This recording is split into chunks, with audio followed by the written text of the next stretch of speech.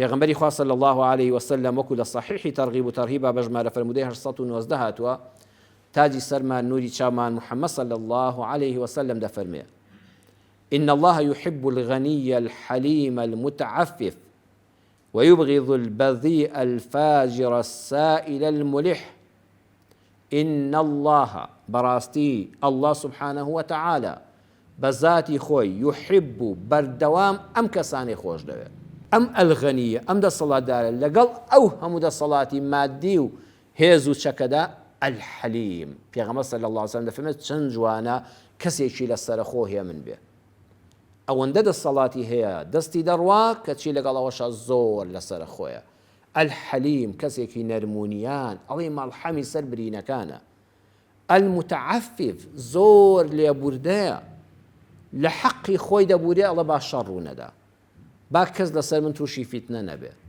با بەهۆی قسەیەکی من و ئاماژەیەکی من و فەرمانێکی منەوە مناڵک بێ باوک نەبێت جەرگێک نەسووتێ خوێنێک نەڕژێ فیتنەیەک ڕوونەدا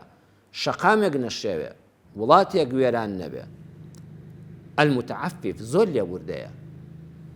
ويبغض بەردەوام خواڕقی لەو کەسەیە البەذی کە جوێن فرۆشە کە زمان شڕە کە زمان پیسە الفاجر شەڕانی دایمە لەسەر پێش شەڕێک ڕوو بدە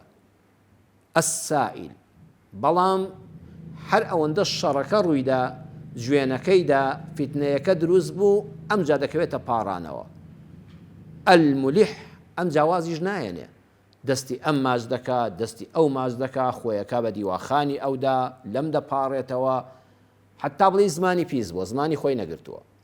ئاگری شەڕەکەی هەڵاگەی ساندووە و چەکی بەکارهێناوە دوو فیشێکی تەقاندووە ئەمجا ئەسایل ئەمجا لە خەڵکی دەپاڕێتەوە ئەمجا داوای لێبوردن دەکات ئەمجا دەستی خەڵک ماچ دەکات الملح وازیش نایەنێ ئەڵێ بە قوربانتان من عەفوم بکەن ئەمە خوا زۆری پێ ناخۆشە خوای گەورە ڕقی دەبێتەوە لەو کەسانە کە ئەوەندە بێکەسایەتین دوو لە ڕووی جەنابتان کەواتە چەند جوانە ئەو کەسانە بی کە خوا خۆشی دەوی کە خوا خۆشی ویستەی لە دنیادا سەربەرزت دەکا عیزەتدارت دەکا بەقای سوڵتە و دەسەڵاتەکەت بۆ دێڵێتەوە هێمنی و لەسەر خۆیەکە دەبێتە ناسنامەی کەسایەتیت وەڵڵاهی خەڵک ڕێزی زیاترت لێ دەگرێت بەردەوام دەبێت ئەم ناز و نیعمەتەی خوای پەروەردگار لەسەرت ئەم جاگە خوا خۆشەویستی نیشانەی ئەوەیە عاقبەت خێر دەبی بە ئیمانەوە دەژی بە ئیمانەوە دەمری جێگات بە هەشتی بەرین دەبێت بەڵام تخوا معقولە تۆ ڕۆژتاوە دەست لەسەر موبایلەکە بێت جوێن بۆ ئەم بنووسی جوێن بۆ ئەو بنووسی جاوایەکی لەسەر کۆمنتێک لەوە چێ بێ بەگشتا بێ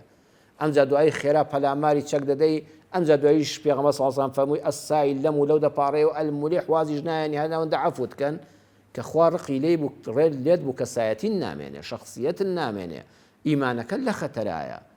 لەوە ئەچێ نەچێ بە هەشتەوە چونکە بەهۆی فیتنەیەکەوە کە خوێنی خەڵکانێک بە ناحەق ڕژا تۆ سەبەب کار بووی ئیمانەکەت لە مەترسیدا دەبێ پەنا بەخوا